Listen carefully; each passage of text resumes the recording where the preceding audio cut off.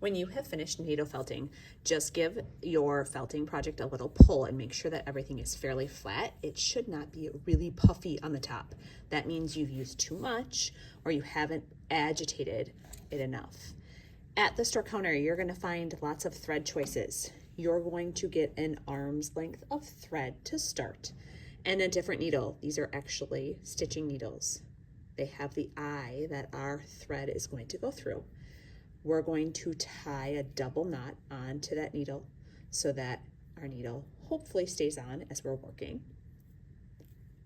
If you have a donut that has a hole in the middle, you're going to close it up and start by stitching in the hole. If you don't have a hole, kind of ignore this first step. So what I do is I'm going down and pulling that tail through.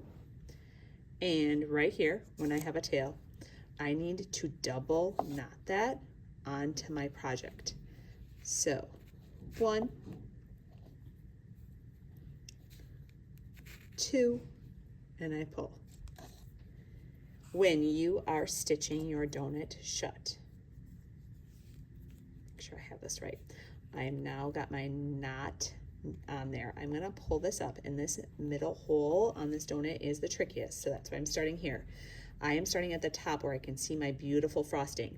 My needle is gonna go down in between both layers of that donut, and I'm gonna pull through. In that middle part, you've gotta come back up the hole, and your needle's always gonna go down into both layers. We call this a whip stitch.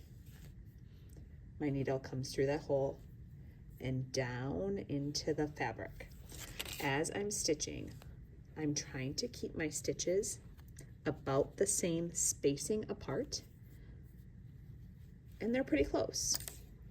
My needle in this whip stitch is always going down, and I pull.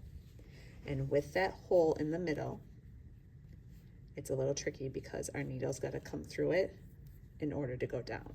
So I'm going to continue closing the middle part, and then I'll show you the edge.